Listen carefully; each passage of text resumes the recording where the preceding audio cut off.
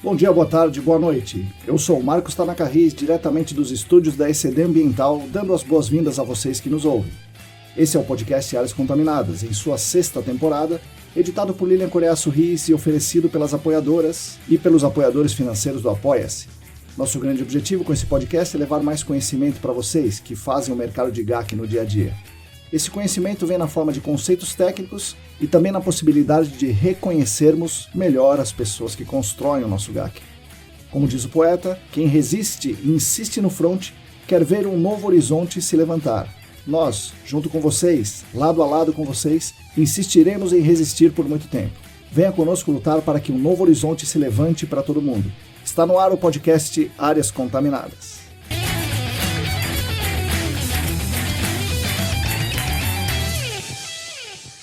Olá! Para todo mundo que está aí lavando a louça, separando as roupas brancas das coloridas, salvando o episódio para ouvir offline, lendo a última newsletter, bom dia, boa tarde, boa noite. Eu sou o Marcos Tanaka Riz e esse é o episódio número 218 do podcast Áreas Contaminadas. Ele já é o 6º episódio da 6ª temporada. Sim, estamos na 6ª temporada, algo muito difícil de imaginar lá no meio do ano maluco de 2020, quando começamos com os nossos projetos dos estúdios ECD. E também é difícil imaginar que muita gente que nos ouve começou no GAC depois que tínhamos iniciado o nosso projeto. Ou seja, me conhecem como, um podcaster, o que é realmente também muito difícil de imaginar. Bom, ainda estamos aqui firmes, fortes e felizes, tentando colaborar com o mercado de GAC, trazendo material todas as semanas para vocês, aqui no podcast, mas também na newsletter e no screening de notícias. E esse material muitas vezes é técnico, com conceitos, ferramentas, dicas, normas, artigos, e também pode ser aqui um espaço para discussão, reflexão e melhoria pessoal e coletiva. E claro, como no episódio de hoje, é também um espaço para nos conhecermos melhor, trazendo aqui pessoas que fazem o GAC acontecer para que elas contem as suas belas histórias.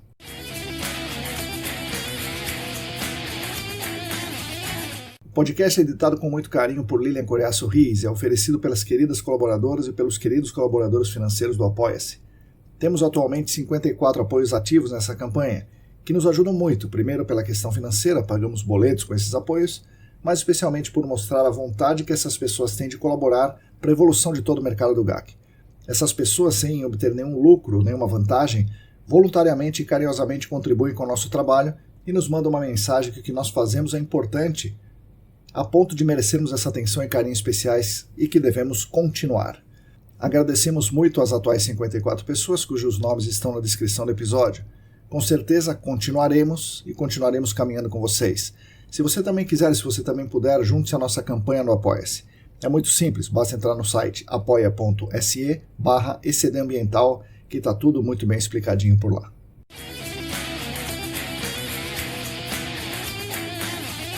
O podcast Áreas Contaminadas conta com 3 queridas empresas patrocinadoras que nos enchem de orgulho por serem empresas muito importantes, renomadas, super reconhecidas no nosso mercado, que querem unir as suas poderosas marcas ao nosso trabalho, mostrando também que estamos no caminho certo. Isso para nós é excelente.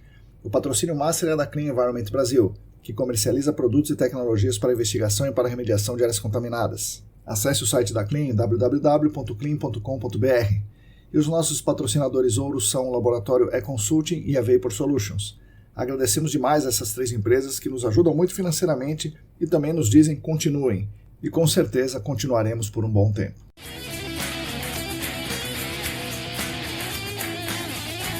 Gostaria de dar alguns avisos rápidos. Primeiro, estão abertas somente até o final de fevereiro, então corram, né? Estão abertas as inscrições para o processo seletivo da 12ª turma de pós-graduação em remediação de áreas contaminadas lá no Centro Universitário Senac. Esse curso tem duração de 1 ano. As aulas são aos sábados o dia inteiro, parte delas presencial, parte delas online, e um dia de semana à noite, normalmente terça ou quinta, quase sempre às quintas-feiras. Essa aula é sempre online à noite. É um curso bastante interessante, bastante voltado para quem mexe ou quem pretende mexer com remediação. As inscrições devem ser feitas no site do Senac, sp.senac.br. Também outro anúncio. A ESAS do Senac, como vocês sabem, lançaram uma revista científica, a revista GAC, que está com a chamada de trabalhos abertos até o dia 17 de março. Podem ser trabalhos científicos hard science, com muitos dados, análise estatística e tal, e podem ser também artigos de revisão, relatos de experiência, estudos de casos e outros. O primeiro número será lançado na 3ª Conferência ESAS. Vejam as regras de submissão no site revistagac.com.br. E ainda falando na parceria Senac-ESAS, temos vários cursos com inscrições abertas. Os cursos geralmente são online, ao vivo, e normalmente das 8 ao meio-dia. Destaco os cursos que estão com inscrições abertas e vão começar em breve.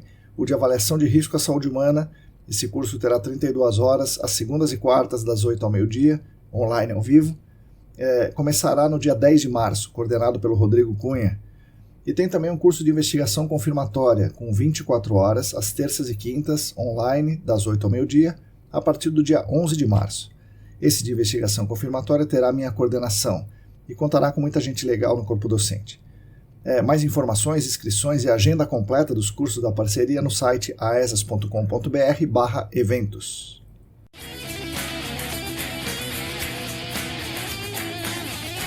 Relembro a vocês que, além desse nosso podcast semanal, temos a nossa querida newsletter, que transformamos em quinzenal. E intercalando com a newsletter, colocamos outro podcast, o Screening de Notícias, que também é quinzenal, também aos domingos, focado em notícias do GAC. A terceira edição do Screening de Notícias de 2025, o episódio 10, irá ao ar agora no próximo domingo. Bom, pessoal, hoje então teremos um episódio muito bacana com o Jonathan Hirayama, engenheiro ambiental pós-graduado em gerenciamento de áreas contaminadas e em remediação de áreas contaminadas no Senac, que atualmente é gerente de projetos na WSP. Nós falamos aqui da trajetória dele, de gerenciamento de pessoas, de gerenciamento de projetos e falamos bastante sobre investigação de áreas contaminadas. Espero que vocês gostem. Fique agora com as palavras de Jonathan Hirayama.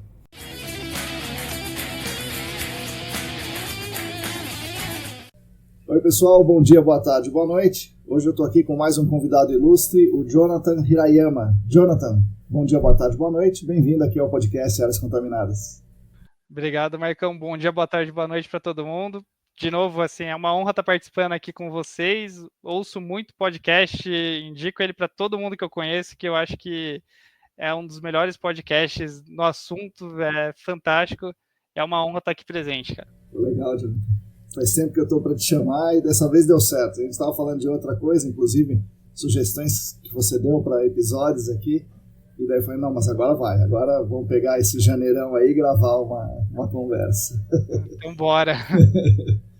Legal, Jonathan. Vamos começar lá do começo, onde o pequeno Jonathan cresceu, o que ele gostava de fazer e que caminhos te levaram à engenharia ambiental e lá longe ainda, né?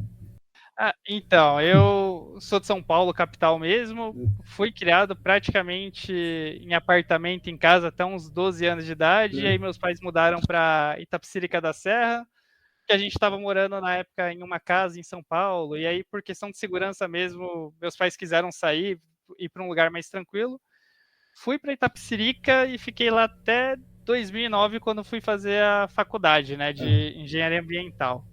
Eu acabei indo para engenharia ambiental, na verdade, assim, eu não sabia nem o que era engenharia ambiental, mas quando chegou o terceiro ano, que tinha toda aquela pressão de o que você vai fazer da vida, eu não sabia. Eu sempre tive uma afinidade muito grande com exatas, tudo, mas também não queria só fazer engenharia por fazer engenharia. E aí eu fui fazer um teste vocacional, né? E deu justamente engenharia ambiental, fui dar uma pesquisada mais a fundo a respeito do curso e acabei gostando, né? Assim, toda a temática, toda a proposta, o propósito por trás da profissão, né? Por ser uma coisa meio inovadora na época também, me chamou bastante atenção. E aí eu falei, pô, vou fazer o cursinho e vou ver onde é que isso daqui vai dar, né? E aí na época acabei comprando aquela revista lá, Guia das Melhores Universidades, para ver quais faculdades davam para ser feitas, e aí tinham duas opções que eram Viçosa e Itajubá, né? Certo. E aí acabei passando em Itajubá e fui para lá, e para mim foi uma experiência assim que foi fantástica, né? Porque primeira vez estava independente, saí da casa dos pais, não fui morar direto em República, que para mim foi um choque, mas também foi muito bom para abrir toda a minha cabeça, assim, né? Que ali você tem que se virar. Sim. E você tá morando com um monte de gente que é de todo lugar, sim, né? Cada um com uma história diferente, né? Você sai da bolha, cara. Pra mim foi, assim, um ponto de virada muito grande pra mim. Foi essa experiência de ter ido morar fora e morar em República. E, bom, Itajubá é uma faculdade, né, como você falou, né, muito reconhecida, e naquele tempo, né, outras faculdades estavam engatinhando ainda. Sorocaba eu, por exemplo, tinha formado a primeira turma em 2008, então certamente não tinha como saber, né? Rio Claro também devia ter 2 turmas formadas, mas a Universidade de Itajubá, não só a engenharia ambiental, mas todo o contexto ali, é um lugar muito bom, né? De muita efervescência. Mas a engenharia ambiental é muito ampla. Para que lado você foi, né? O que você fez ali em Itajubá? E por que você não foi para Arcades? Todo mundo vai para Arcades, o que aconteceu com você? Então, lá é muito forte na Arcades mesmo, né? Itajubá, cara, assim, para mim foi muito bom porque uma cidade mineira, Minas tem o meu coração, né, cara? Ali eu fui muito bem recebido e... Cara, eu vou te falar assim que na época da faculdade eu não era muito bom aluno, tá? Eu já sabia muito bem o que eu gostava dentro das temáticas da faculdade e o que eu não gostava. Por exemplo, mexer com resíduos, detesto. Você me fala assim, não, vamos fazer um plano de gerenciamento de resíduos sólidos, eu vou sair correndo e não vou nem olhar para trás, né?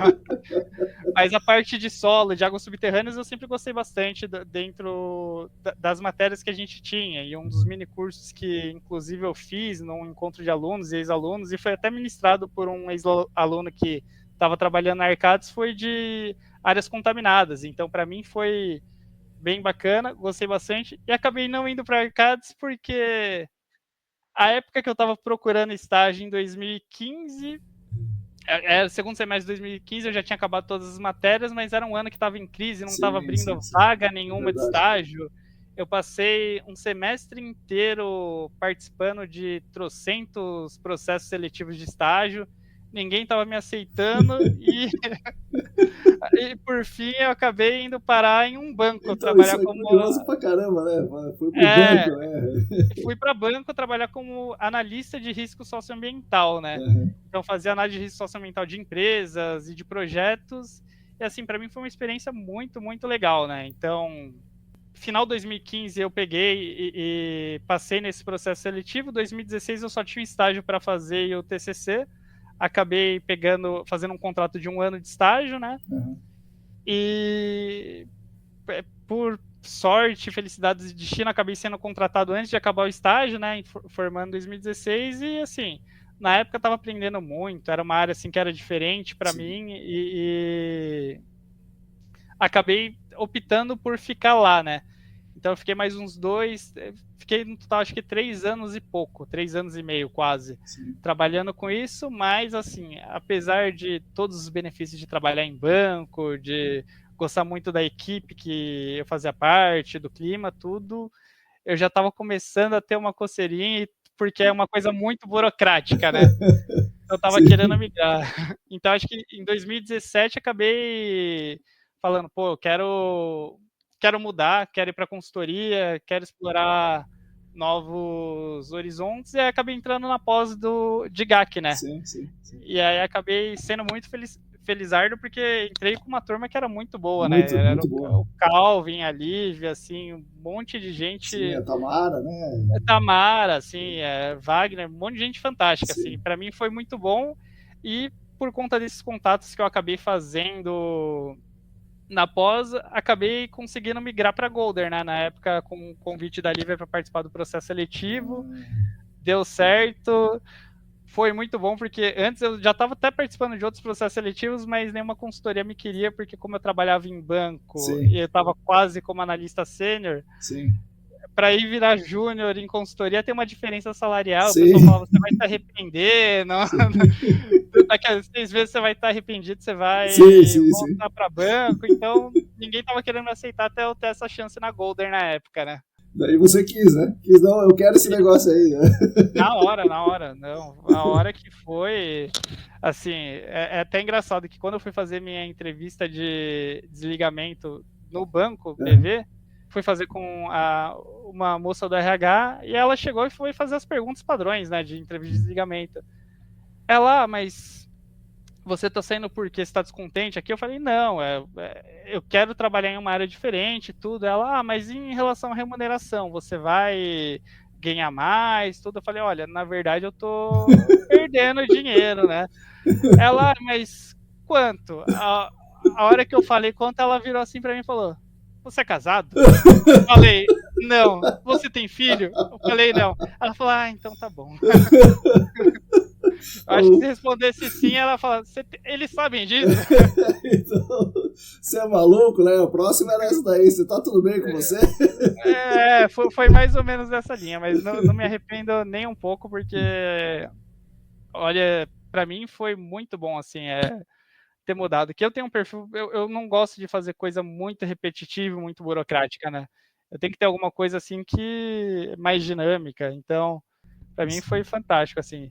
E, bom, tinha a Rebeca também, né? A Rebeca tava lá. Rebeca tá até hoje com a gente na WSP também. Legal, muito legal. Realmente a turma muito, muito bacana, né? Você deu sorte em vários sentidos, né? Sim. Um deles esse aí, de conseguir, né?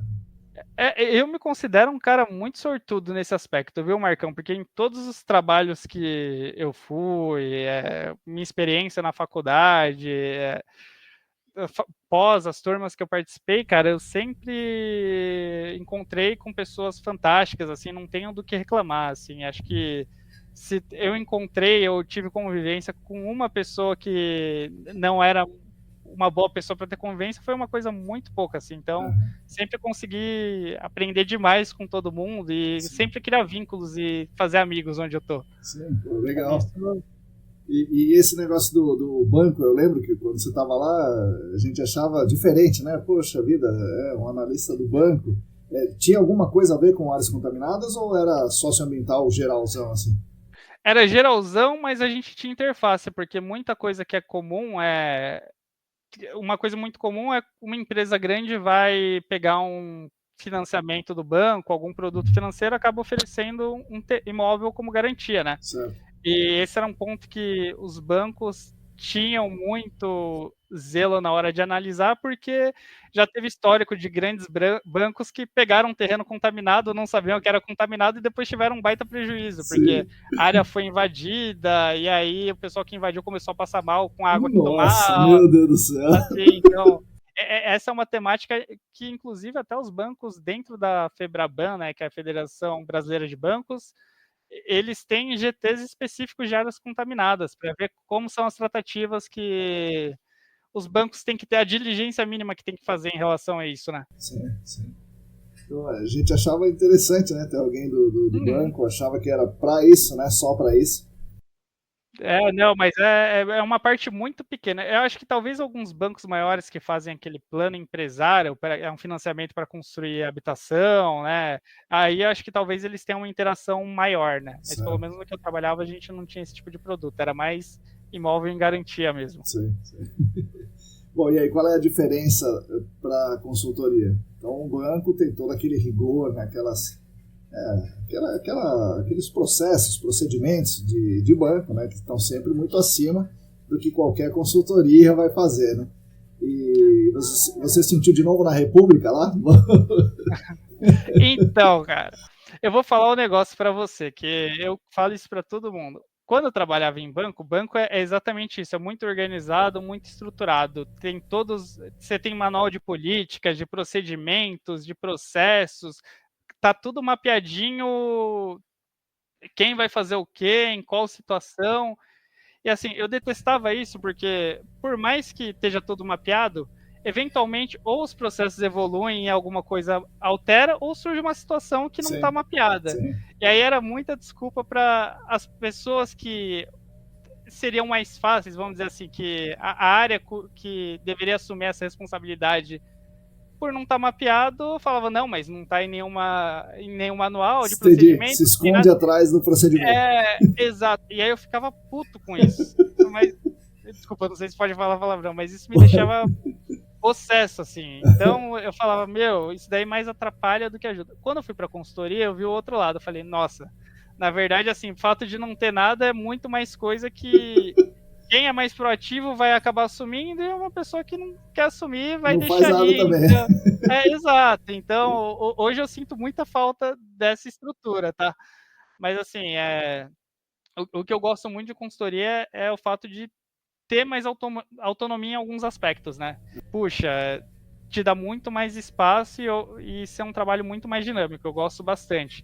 Mas sinto falta desses processos e procedimentos também. Legal. Pô, você ficou na antiga Golden, né? Não chamava WSP ainda, depois você foi para a Cetrel e agora você voltou para a WSP. O que Isso. aconteceu nesse caminho? Você mudou de cargo ou você mudou de lugar, né? Que você foi para o Rio de Janeiro, né? Uhum. O que te levou? O lugar ou a empresa ou tudo? Foi tudo, na verdade, né? Eu tava, acho que 1 ano e meio, 1 ano e 9 meses na Golden na época. E aí o Calvin surgiu com essas vagas todas. E uma coisa que, assim, que eu aprendi no banco foi, com todos os meus gestores, assim, você tem que ser o dono da sua carreira é você. Então, Uhum. assim, por mais que você esteja bem, feliz e satisfeito em qualquer empresa que você tá, sempre esteja aberto ao mercado, para você saber onde você se posiciona em relação a ele, né? Assim, para saber se você tem mais mercado, se você está sendo valorizado, se você não está sendo valorizado.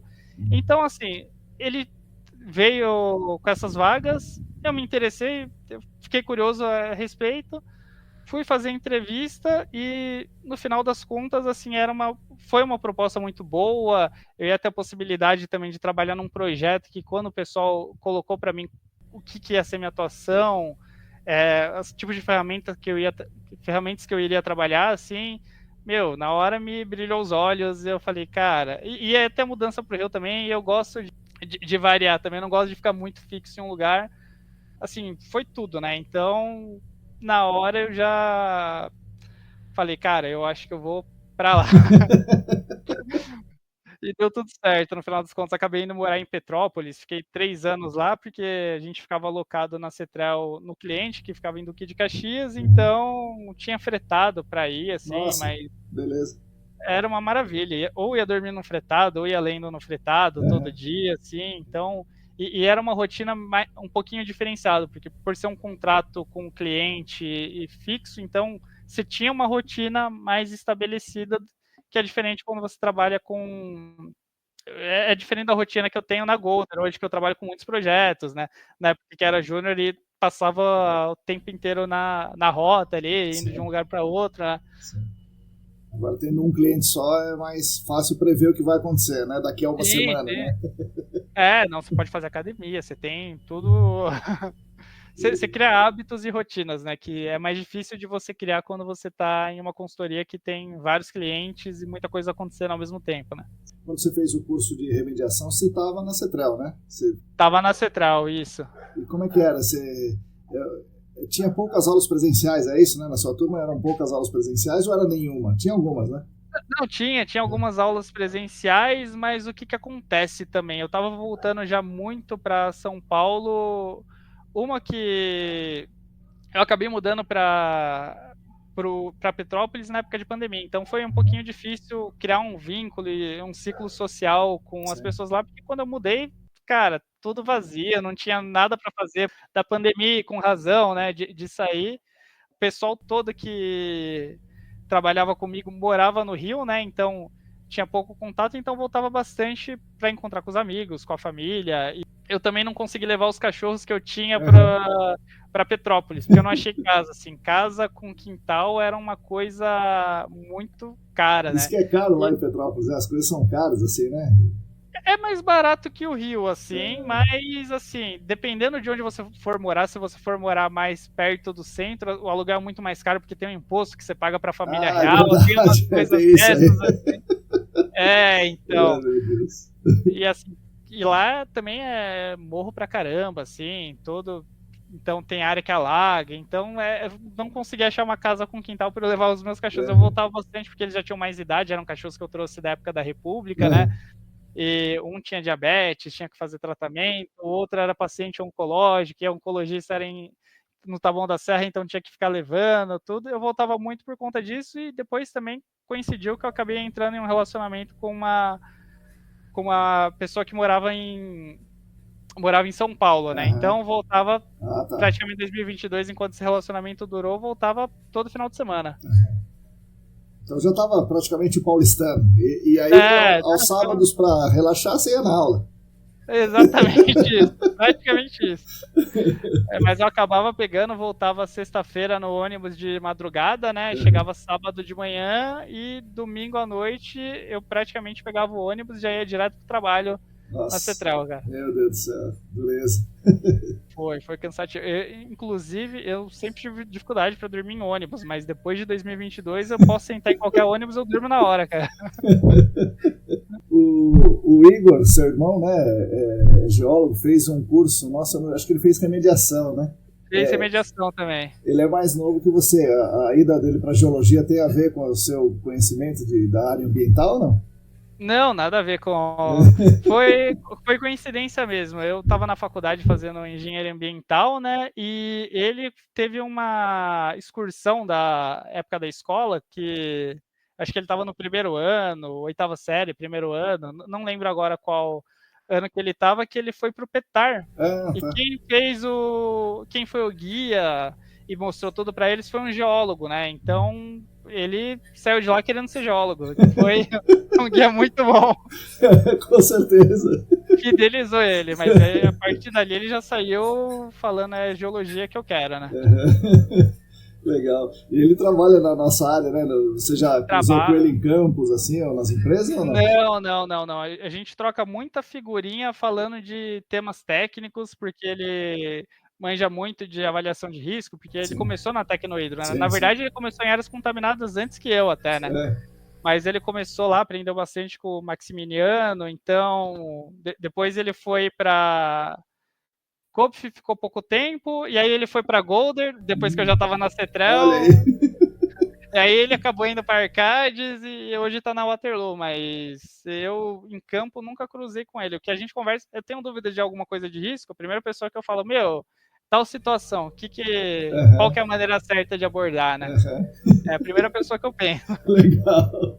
Bom, você fez um curso de GAC, né? Pós-graduação em GAC, você fez pós-graduação em remediação e você tem muita facilidade, talvez por causa do banco, talvez por sua causa mesmo, de trabalhar com gerenciamento de projetos, gerenciamento de pessoas e tal.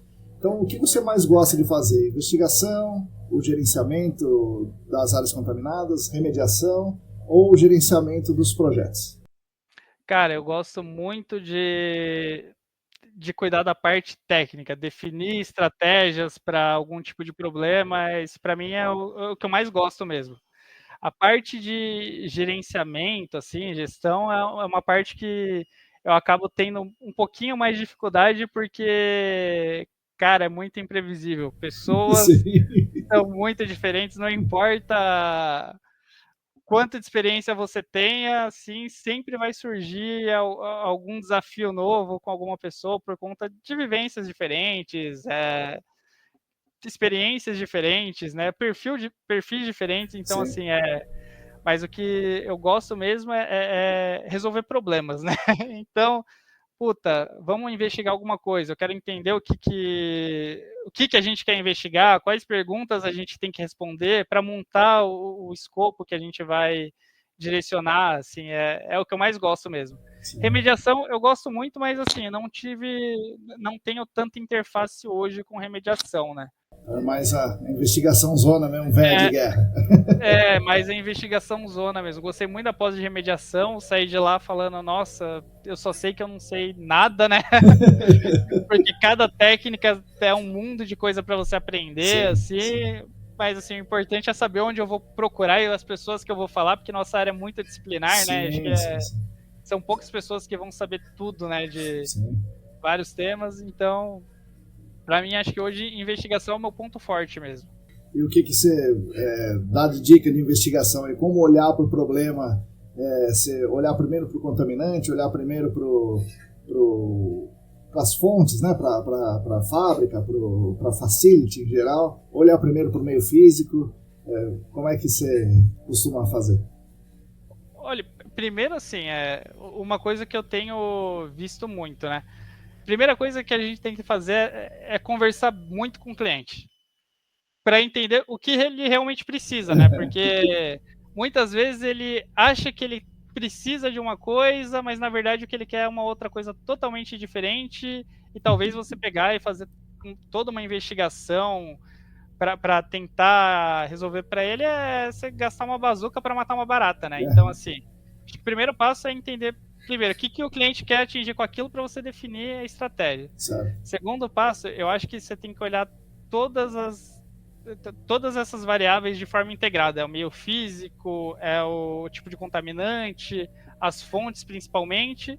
E eu acho que o principal é você entender as incertezas que você tem, cara. Porque eu, desde a época do banco, quando eu recebi uns relatórios assim de monitoramentos periódicos, por exemplo, de algum imóvel, cada relatório a pluma estava de um tamanho diferente, dependia de quem fez ou da concentração, né? Então, assim, você vê que tem muita incerteza ali, mas sendo tudo tratado assim junto com o órgão como se o problema tivesse resolvido, né? Então, eu acho que cada caso é específico. Você tem que entender primeiro o que você tem de informação, quais são as incertezas, para ver o que você precisa atacar, né? Sim. Qual é o principal gap que você tem que preencher. E você falou do cliente, você conversa com o cliente ou em geral é isso que você faz? Você que faz essa interface? Ou é assim um time comercial, ou então o diretor da empresa que vai lá e depois que você entra? Como é que é a sua atuação? Eu tenho uma carteira de clientes fixas hoje, né? Então, assim, eu sou o ponto focal dessas unidades do cliente, trabalho com esses projetos, então tenho toda a interlocução, propostas. Muitas vezes hoje sou eu que faço. Se eu não estou conseguindo fazer, eu peço apoio para algum outro colaborador, né? Que vai fazer, mas aí depois reviso e passo para a revisão sênior que a gente tem, né? E aí sou responsável por praticamente tudo, assim, né? Do projeto. Acabo proposta, gerenciar o processo, eu sou responsável pela parte técnica, qualidade técnica, pelo sucesso físico financeiro do projeto. Basicamente eu sou culpado de tudo, né? Pois é, toma o xingo de todo mundo, do chefe, do cliente, do cliente, do cara que está em campo, é de todo mundo, assim. Eu sou... Nossa senhora. E mesmo com tudo isso, você consegue ainda ter o olhar técnico, falar, não, pera um pouquinho, vamos fazer uma coleta de uma amostra indeformada ali, porque eu preciso ali da densidade dos grãos ali naquele ponto. Dá para fazer isso? Hein? Dá para fazer, mas é porque eu sou chato. Assim, é porque eu não... Por exemplo, quando eu vou tomar uma decisão, preciso entender todas as... Ou pelo menos achar que eu estou entendendo todas as variáveis, né? Para eu estar confortável com uma tomada de decisão. Então, se tem alguma coisa que está com muita dúvida, eu acho que, assim, se falta alguma coisa, a gente tem que chegar, conversar com o cliente, falar que ainda está pendente alguma coisa, vai precisar, e o que a gente tem é aquele modelo até aquele determinado ponto com aquela quantidade de incerteza, né? Então, eu não consigo passar para frente sem estar com tudo isso mapeado. E os clientes, em geral, eles entendem do assunto ou são aqueles leigo total, o cara é da indústria mesmo, sabe das coisas dele e da nossa ele não sabe nada? Como é que são seus clientes? Depende, então, assim, tem clientes que eles têm todo o pessoal do corporativo que já tem um conhecimento maior, porque eles lidam com esses temas e estão se especializando nisso. É uma tendência que eu vejo nesses clientes, deles estarem se especializando, mas às vezes o meu ponto focal do cliente em determinada unidade é o cara que está lá no dia a dia e ele não trabalha só com essa parte de áreas contaminadas, ele é responsável por emissões fugitivas, gerenciamento dos resíduos, parte de SSMA também. Então, assim, o cara tem um monte de coisa e às vezes não vai entender nada. Sim. Então, é uma relação de confiança que a gente vai construindo, né? Sim, ainda bem, né? Porque senão... Sim.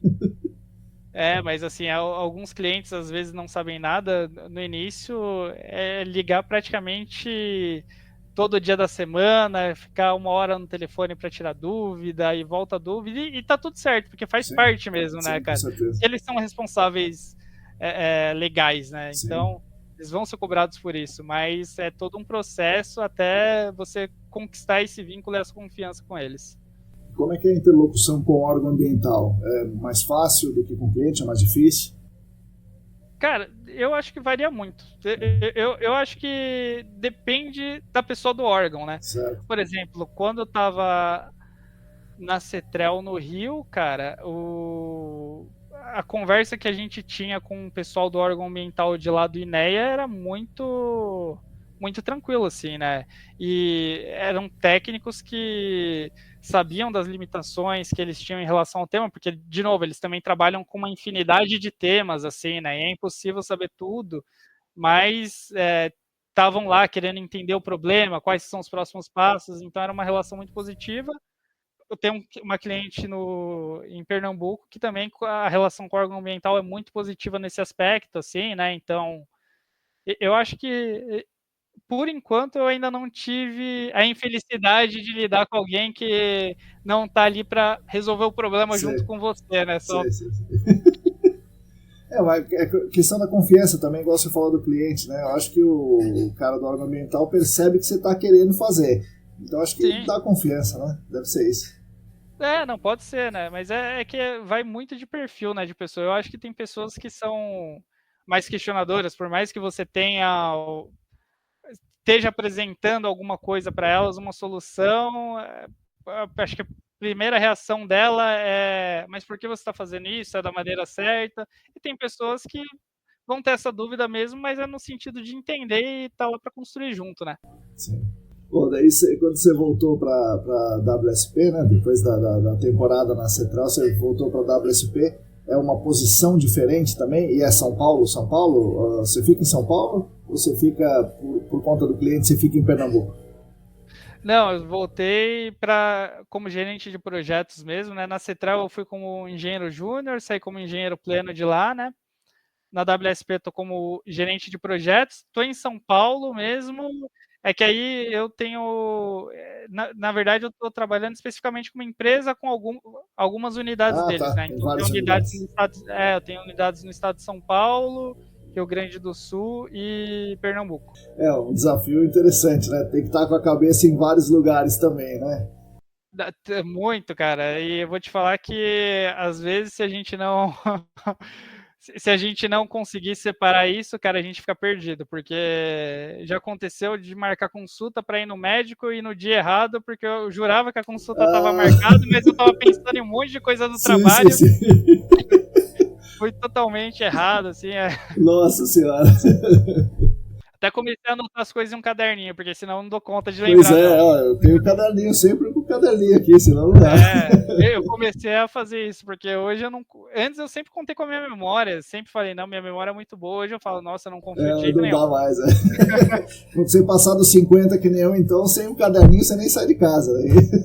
Ah, cara, é capaz eu acordar de manhã e ser igual aqueles velhinhos que saem andando na rua ali de Sim, sim, samba sim. canção, né? Sim. Vai pensando, né? Ih, esqueci de pôr a É, calça, né? é tipo isso. E da investigação, assim, o que, que você tem visto de coisa que tem funcionado melhor?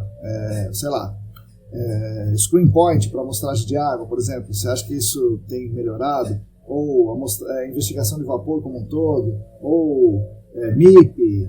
Ou então aquele lance que a Lívia desenvolveu aí de fazer a varredura vertical de metais com condutividade elétrica? Que tipo de coisa você destacaria aí na investigação?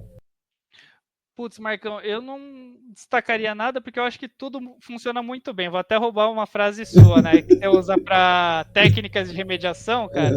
Eu acho que toda técnica funciona muito bem se você Sim, usar para obter as informações adequadas, né, cara? sim, Uma sim. coisa assim que eu usei recentemente, que, puta, para mim deu um resultado fantástico e vai até subsidiar próximas etapas, amostradores passivos.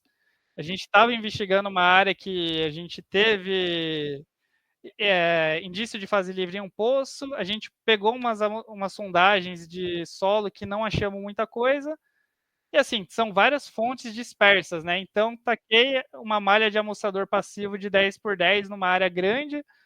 Cara, a gente foi ver, você tem concentração de etilbenzeno mais concentrada próximo a uma fonte, naftaleno mais próximo a outra, então você acaba vendo que você tem focos múltiplos que, se você for só no escuro, você não vai achar, assim, né? Então, não adianta você também pegar, usar um MIP, só que botar o MIP No lugar para o errado. lugar errado. É, Exatamente. não dá. Então, assim, pela quantidade de incertezas que tinha, na época a gente optou pelo amostrador passivo, falou, não, agora isso daí vai direcionar, porque eu usei amostrador passivo, vou deixar de usar um MIP ou um WIP na área? Não, eu vou de repente propor um MIP para alguns pontos que são mais adequados, WIP para outros onde a gente tem pH, né, que dá uma resposta muito melhor. Então, assim, você tem que mesclar e entender qual que é a incerteza de cada método, né? De novo, você sempre volta para a incerteza. Você tem que entender o que o método faz e o que ele tem de limitação. Isso aí é muito bem observado. Tudo funciona, né? Desde que no lugar certo, no momento certo, né? É isso aí. Sim, tem até um caso que aconteceu uns anos atrás, a gente estava passando o MIP não deu nada na área, a gente falou, beleza, agora a gente vai fazer vamos fazer uma sondagem para coletar solo só para dar o não detectável ali, para confirmar. Cara, se foi meio metro de diferença do furo do MIP pro onde a gente fez a sondagem, foi muito, mas a gente achou produto. Olha aí. Assim, uma coisa assim que... Não era para acontecer, né?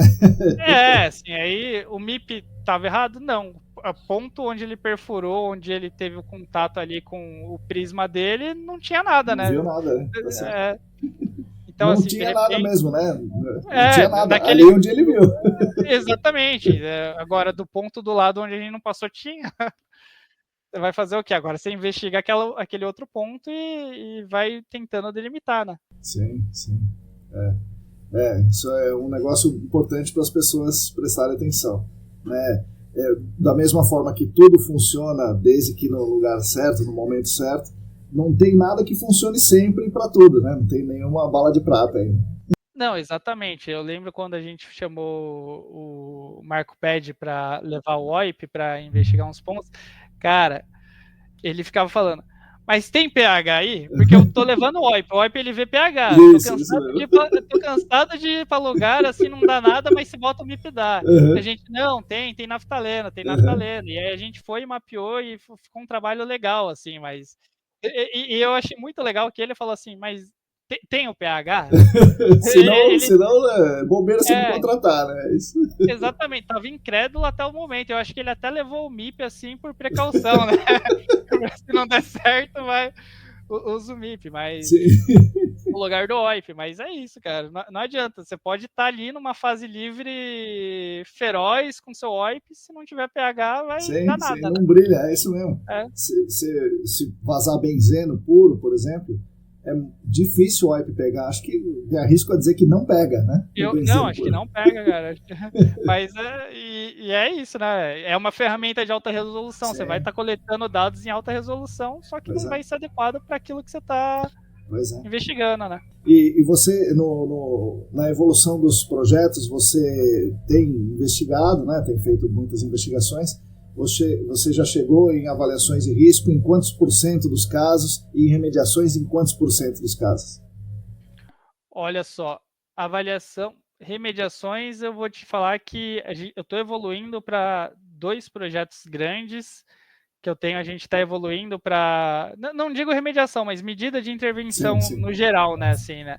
A gente vai fazer aplicação de medidas de intervenção em 2 projetos grandes, já está tudo mapeado, tudo encaminhado, agora a gente só precisa evoluir com algumas questões mais burocráticas do que técnicas.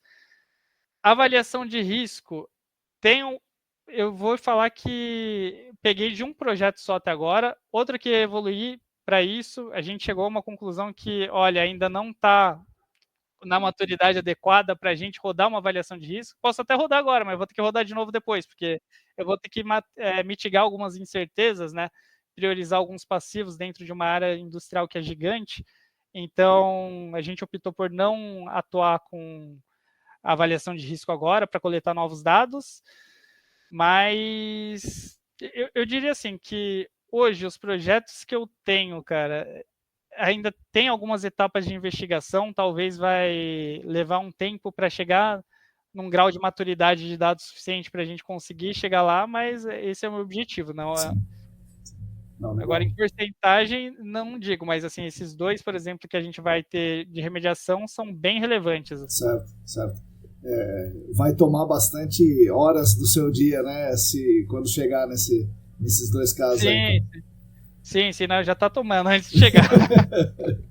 E os dados? Porque como você foi para a Cetrel, ainda chamado pelo Calvin, né? E o Calvin é o homem dos dados, né? Isso te levou a olhar para os dados de uma outra forma? Ou ferramentas? Ou um jeito de olhar mesmo? Como é que você está, o olhar dos dados daquele tempo para agora?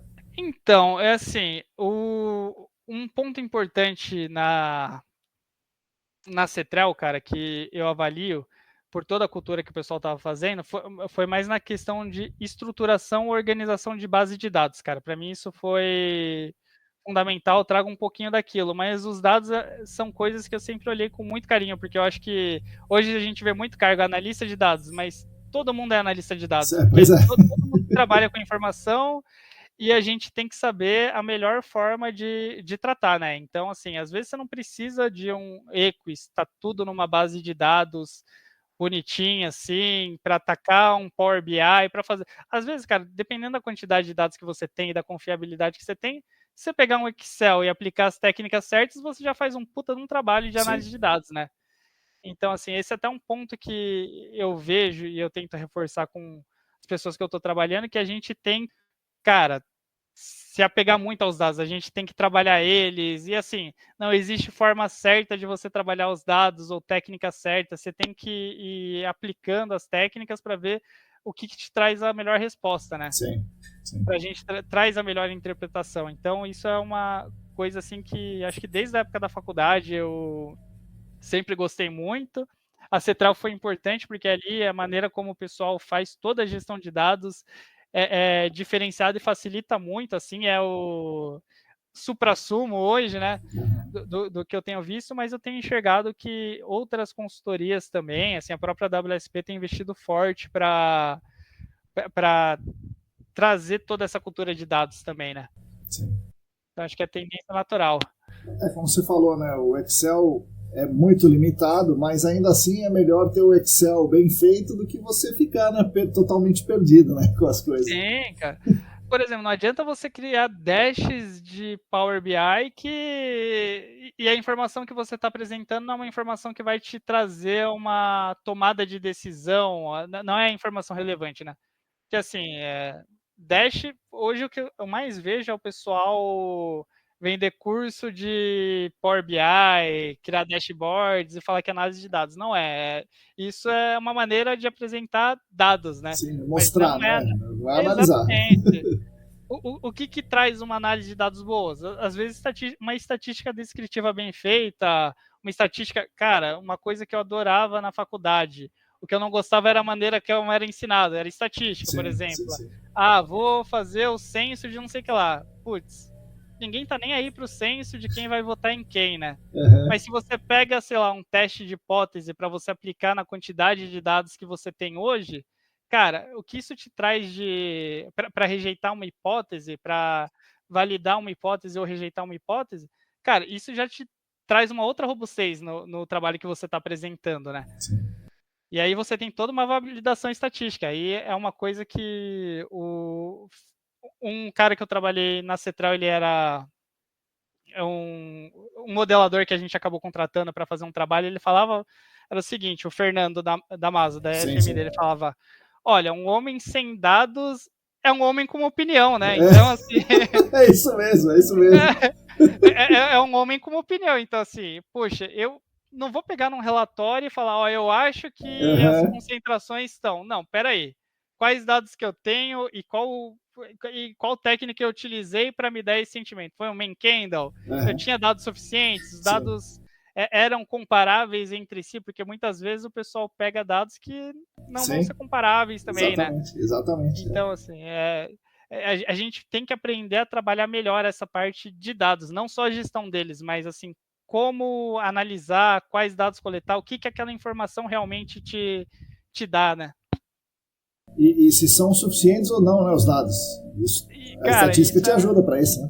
Exatamente, isso é uma coisa que tira o sono, né? A suficiência de dados, assim, você fazer de uma maneira quantitativa é muito difícil a gente ver hoje o pessoal fazer, né? Tem até algumas técnicas que dão para fazer, mas assim é uma coisa um pouquinho mais avançada. Às vezes qualitativamente a gente sabe, né?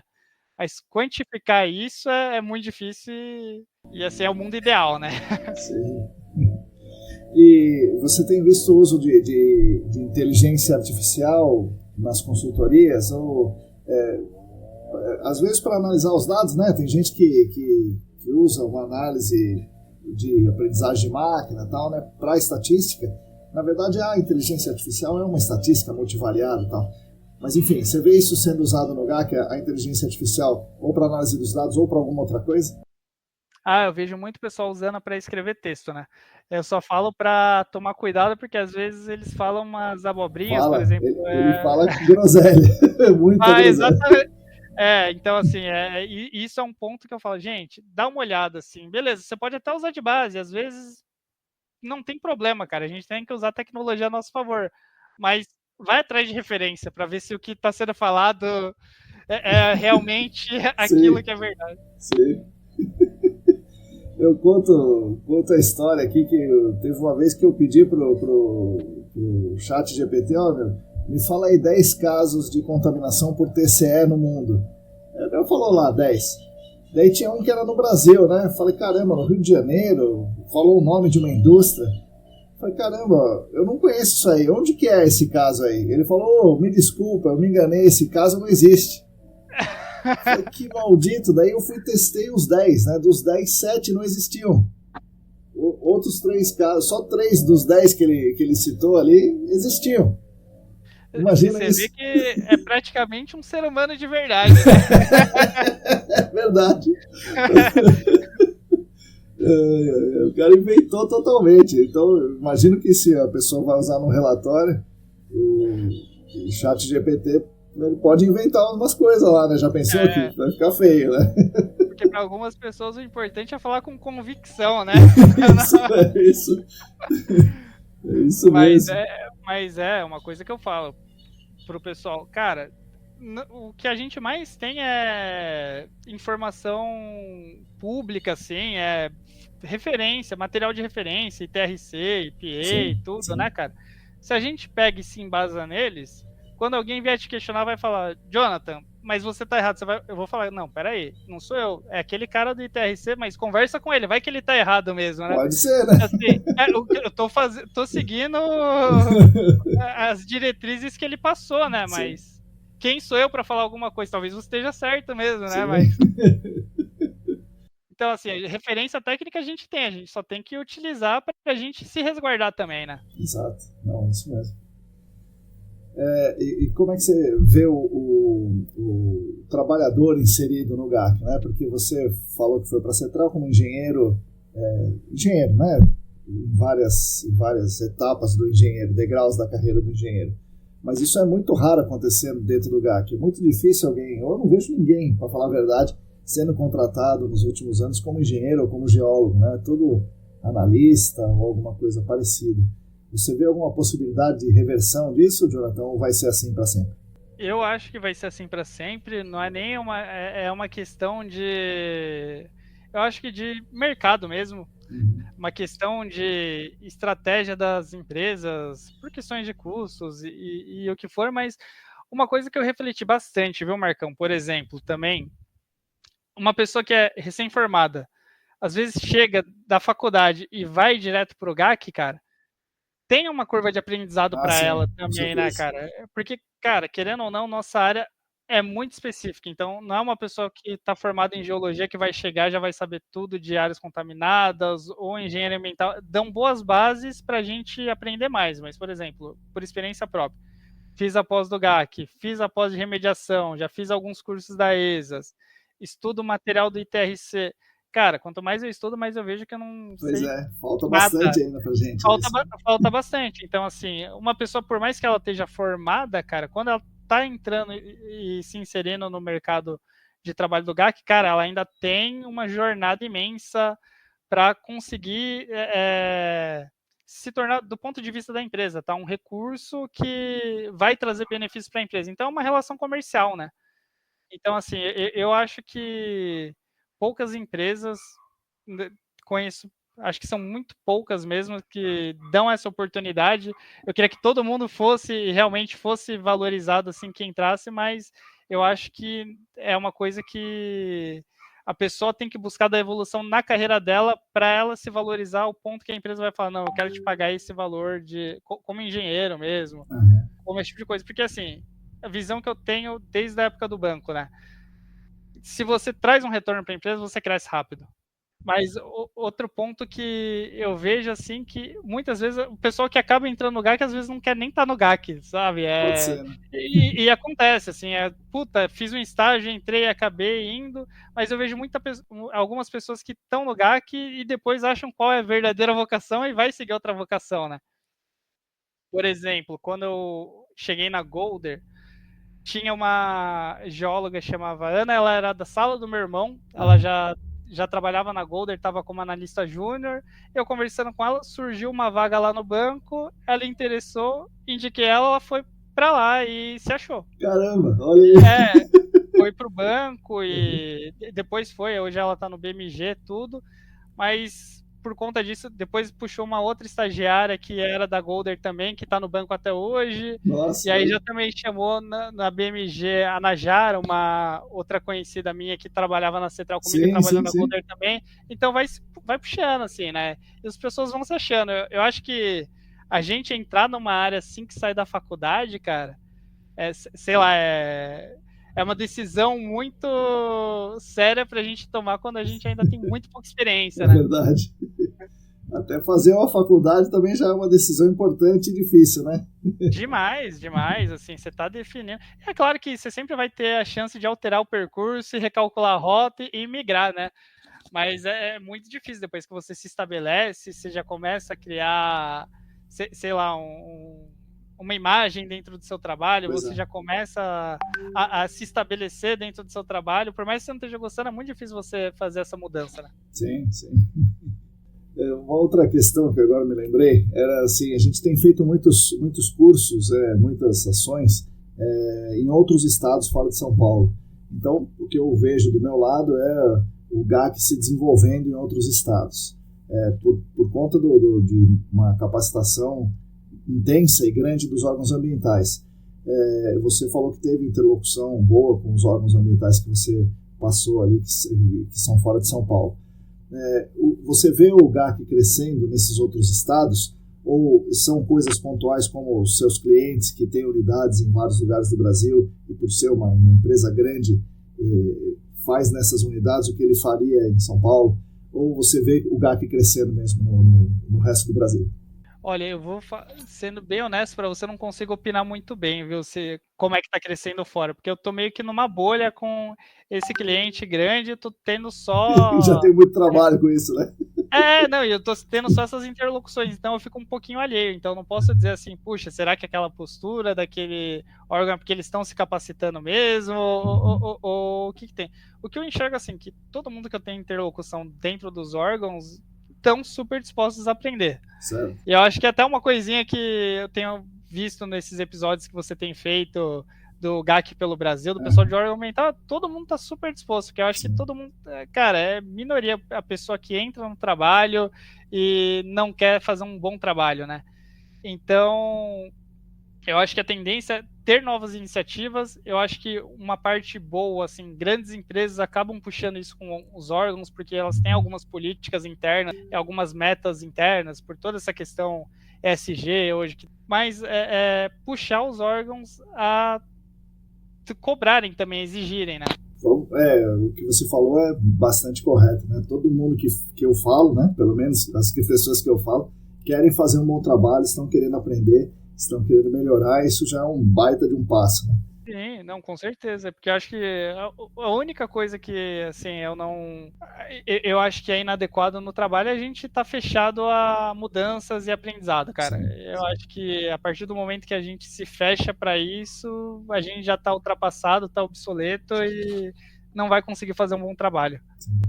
Você falou uma coisa interessante aí, inclusive foi uma sugestão que você deu, que eu vou segui-la, né?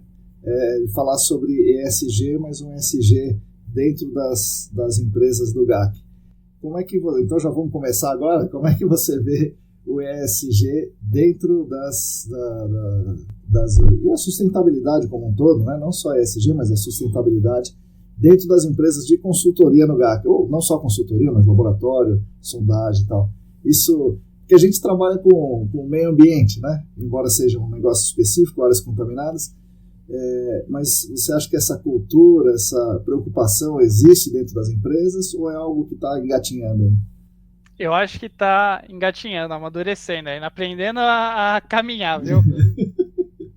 Eu já vi algumas iniciativas bem legais, assim, do ponto de vista da sigla do social, dentro de empresas do GAC, assim, CETREL, WSP, que o pessoal está trazendo comitês de diversidade, de inclusão, assim, as pessoas que estão, pelo menos nessas duas empresas que eu vi, são pessoas super engajadas, que têm um interesse genuíno pelo tema mesmo, né? Eu tenho visto amadurecer, assim.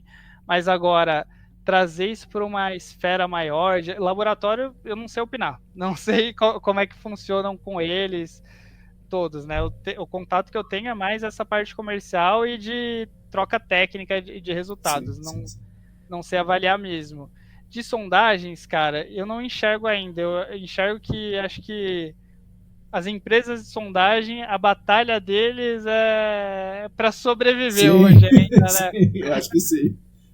Ainda estão nessa, né? Porque não importa, tem épocas que tem uma demanda muito grande de trabalho, você não consegue arrumar uma empresa de sondagem para fazer, mas tem épocas que, cara, parece que é geral e cessa no mercado, né? Então, assim, eu acho que não é a principal preocupação que eles têm hoje, tá? Sim. Posso estar enganado, mas pelo menos não vi uma preocupação com sustentabilidade muito grande. E assim, nem toda empresa precisa ter essa preocupação hoje, né, cara? Só o fato de ter o papel social de trazer emprego, movimentar renda, já é uma coisa importante, né? Eu também acho, né? Eu também não tô um pouco fora do mercado, né? Mas eu vejo mais ou menos igual a você. O laboratório não sei se tem, se não tem. Sondagem querendo tentar sobreviver, tentar não quebrar a máquina, né? Tentar manter os funcionários empregados, e algumas consultorias, né, com alguns comitês aí, né, principalmente grandes consultorias, né, com alguns comitês, estão engatinhando, né? Interessante. Mas assim, eu percebo que essa parte do ESG, claro que políticas corporativas que acabam incentivando tudo, cara, mas as pessoas os colaboradores dessas empresas que optam por disponibilizar uma parte do tempo, que são horas que você não lança em projeto, tudo, cara, são pessoas muito engajadas, assim, que têm, assim, ideias muito boas e têm essa vontade de mudar mesmo o mundo, né? Sim. Dentro da empresa mesmo. Jonathan, agora você pode, chegou o momento aí que você pode me fazer uma pergunta se você quiser. Então vamos ver se você vem com uma pergunta mais tranquila para mim aqui. Eu, na verdade, eu tenho duas perguntas, se você me permitir, né? Claro. Primeiro, assim, cara, como é que você consegue manter toda a motivação e entusiasmo para continuar produzindo podcast, fazendo os cursos da ESAS? De onde você tira toda essa energia, cara? Porque eu entendo que é muito difícil, cara, e tem um trabalho, assim, gigante. E a outra pergunta é, você enxerga um perfil, uma mudança de perfil nas pessoas que você que vem frequentar do Senac para fazer as pós, desde o início que você dá aula? Como é que é? O mesmo perfil? Tá tendo uma mudança? Você enxerga que essa geração mais nova é diferente? Como é que é? Caramba, são perguntas muito boas, Jonathan. Vamos começar com a segunda. Eu vejo sim uma mudança interessante. A gente estava até falando sobre isso com os outros professores e tal. A gente vê cada ano que passa, parece pessoas mais jovens indo pro curso, né? Portanto, mais jovens com menos tempo de carreira. É muito difícil vir alguém já com, 5 anos de formado. Aparece, mas é menos comum, né? Mais comum as pessoas virem no início das carreiras, e a gente vê as pessoas vindo com falta de conceitos de GAC, né? Falta de conceitos de GAC. Elas têm, claro, muito bem sólidos os conceitos das faculdades que elas fizeram, geologia, química, engenharia e tal, mas do GAC elas vêm, me parece, sabendo menos conceitos que na minha opinião, elas já deveriam saber. Isso me faz olhar para as aulas, né, e falar com os professores e insistir que a gente tem que dar a base ali, né, no nosso curso. A gente tem que insistir com as coisas básicas e fazer que as pessoas compreendam, muito bem compreendidas, as coisas básicas. Eu acho que nós estamos conseguindo. Mas sim, existe uma mudança de perfil aí nos 10 anos que eu estou lá. Eu acho que as pessoas estão indo para lá um pouco menos experientes. E a questão da geração existe também, né? As pessoas mais jovens, elas têm o perfil que vocês sabem melhor do que eu, né? As geração Z, né, e tal, com toda aquela avidez por saber as coisas muito, muito rapidamente, né? Que ela quer saber um negócio agora, né? Ela não quer construir um conhecimento, ela quer saber um negócio que ela está fazendo agora. Se possível com um tutorial, né? Alguma coisa, né, mais... De 30 segundos, né? Isso, porque também uma outra coisa que eu consigo perceber é que é difícil as pessoas prestarem atenção. Já era difícil, né? Mas tem sido cada vez mais difícil as pessoas prestarem atenção por um período longo, né? E o longo está cada vez menor, né? Antes a gente dizia assim, os 30 minutos é o máximo que a pessoa consegue concentrar. Hoje eu acho que é bem menos que 30 minutos, acho que deve ser uns 5 minutos no máximo, né? Então, tem uma diferença, sim, né? Sutil, mas existe, né? Para quem está acompanhando há 10 anos, dá para perceber. Acho que é isso aí. A outra... da motivação. Pô, Jonathan, eu gosto disso daqui, né? Eu gosto de dar aula, né? Sempre gostei. E eu acho que isso me mantém motivado, né? Então, primeira coisa, gostar de fazer. Não basta gostar, né? Sim, com certeza. Mas é um passo importante. A segunda coisa que é isso que eu faço. Então, essa é a minha profissão, eu tenho que fazer. Como vocês, né, na consultoria, você tem dia que não está muito bom, mas você tem que tocar o projeto, né, você tem que ir para o campo e tal. Então, o dia que eu não estou muito bom, eu tenho que dar aula, eu tenho que fazer um podcast, editar ou gravar e tal. Então, tem essa coisa da gente ter que fazer porque é o que a gente faz. Mas acho que é uma coisa muito importante, os retornos que a gente recebe, né? A gente recebe muita mensagem muito legal. Olha, poxa, eu vi o podcast tal, e como é que é isso aqui? É assim? Então, eu estou implementando na minha consultoria, eu vou fazer um trabalho que usa isso, isso e aquilo. Ou, eu sou do órgão ambiental, então agora eu compreendi como é que vai fazer, agora, a partir de agora, nós vamos criar aqui um procedimento para que as consultorias tenham que fazer desse jeito, assim, assado e tal. E sei lá, e vários outros relatos que as pessoas aprenderam muito com as newsletters ou com o podcast. Então, são os relatos das pessoas que dão aquele gás, sabe? Fala, puxa, os caras estão lendo, os caras estão ouvindo, então vou continuar fazendo. Então, isso é motivado. Não, é legal e interessante porque, assim, eu acho que ensinar e trazer conteúdo da maneira como se traz tem que ter um dom, tem que gostar também, mas é muito difícil, eu não imagino sendo fácil. É a mesma coisa quando você vai escrever um relatório, por mais experiência que você tenha, sim, tem as dificuldades, tem um momento que trava, né? E às vezes pode ser frustrante, né? sim. E assim, saber que tem o podcast praticamente toda semana, newsletter, assim, cara, sempre que eu tô indo pro trabalho, sai um episódio novo, eu ouço mais de uma vez, porque eu também, apesar de não ser tão novinho assim, eu disperso, eu tenho que ouvir de novo. É normal, né? Não, é que eu começo a pensar no que eu tô ouvindo, aí quando eu vejo, puta, já perdi 5 minutos, deixa eu voltar, então... Mas, assim, eu acho esse podcast uma iniciativa fundamental, viu, Marcão? Tá de parabéns, cara. Pô, agradeço bastante. E você e outras pessoas sempre dão força, dão sugestões, né? A sugestão também é muito importante. Você podia falar de tal coisa, ou você olha essa notícia aqui que saiu para colocar na newsletter e tal. Isso é uma coisa que também ajuda a gente bastante. Como eu disse, a gente percebe que as pessoas estão ouvindo, percebe que as pessoas estão lendo, então isso dá uma animada, né? A gente, vamos fazer o dessa semana aqui que os caras estão esperando. Bacana. Ô, Jonathan, eu queria que você falasse pra gente o que você acha, como é que vai ser o futuro do GAC daqui a uns 5 anos, mais ou menos, o que nós vamos ter de diferente em relação ao que a gente tem hoje? Olha, Marcão, eu não sei se a gente vai ter muita coisa diferente, mas eu enxergo que talvez, pelo fato de todas essas iniciativas, não só suas, mas o fato de ter gente cada vez mais nova também buscando se capacitar, né? Então, eu acredito assim que o mercado vai amadurecer cada vez mais e vai trazer, assim, o arroz com feijão não vai ser mais assim o que dá conta, né? Acho que o fato de ter cada vez mais pessoas capacitadas vai trazer uma evolução muito grande para o GAC. Por exemplo, a revista agora do GAC que vai sair, né?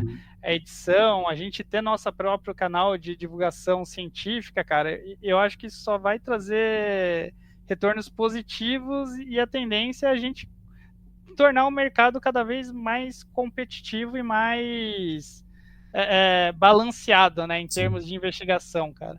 Que bom, tomara. Espero, né? Jonathan, para a gente fazer, vou fazer a última pergunta para você, antes de você poder, né, falar livremente aí, mas eu queria que você indicasse alguma coisa para os ouvintes aí, um filme, um livro, ou sei lá, uma série, alguma coisa que você acha que seja importante para o pessoal.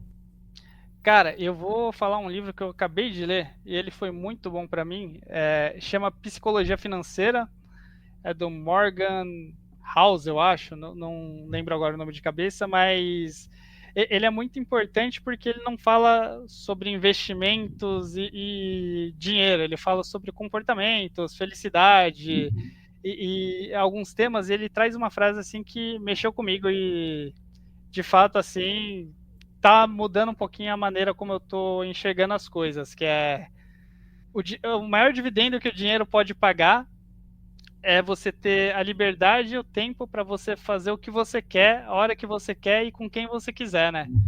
E assim, de fato é isso mesmo, né? Acho que o dinheiro não é importante, o importante são as experiências que eles proporcionam pra gente, né? E ele dá algumas lições, assim, sobre não fazer fortunas ou ficar ricos, mas você conseguir ter hábitos que vão te trazer uma reserva para você poder tomar as decisões para passar por períodos difíceis ou momentos que você não estava preparado se você não tivesse essa reserva, cara. Eu achei muito bacana. E é uma leitura super fácil, os capítulos são bem rápidos, curtos. Eu terminei de ler ele em uma semana, indo 2 vezes por semana no metrô até o trabalho, lendo 2 capítulos. Legal. Você lê no Kindle ou você lê o livro mesmo, Jonathan? Eu gosto mais de ler livro, mas daí foi no Kindle, viu? Tem um monte de livro que eu acabei pegando e comprando físico que hoje só me ocupa espaço e eu ainda nem terminei de ler, mas eu tô com a meta desse ano de ler todos eles. Sim, tá certo. Eu gosto do livro também, mas infelizmente eu não tô enxergando muito bem, já faz alguns anos, então eu tô lendo só no Kindle. Os últimos 2, 3 anos só no Kindle. O Kindle é bom porque eu deixo a letra bem grande também, pra mim é uma maravilha. É isso aí. Bom, Jonathan, legal. Obrigado por ter vindo, obrigado pelo seu tempo, né, pela conversa. E agora o podcast é seu, você pode falar o que você quiser, cantar, você que manda. Não, nem vou tomar muito tempo. Queria agradecer pela participação, assim, que você acompanha o podcast praticamente desde o início, tem uma admiração enorme pelo trabalho que você faz, desenvolve no podcast. E pelas pessoas que acabam passando pelo podcast, tem muitas pessoas que eu não conheço também, mas depois que você ouve a história, você fala, caramba, cara, sim. Que foda, né? Então, assim, eu acho que é um trabalho excepcional e tô muito feliz de ter participado, viu, Marcão? Obrigado pelo convite. Legal, você ajudou bastante também. Mais um tijolinho nessas histórias aí, Jonathan, foi muito legal. Obrigado. Eu que agradeço, cara.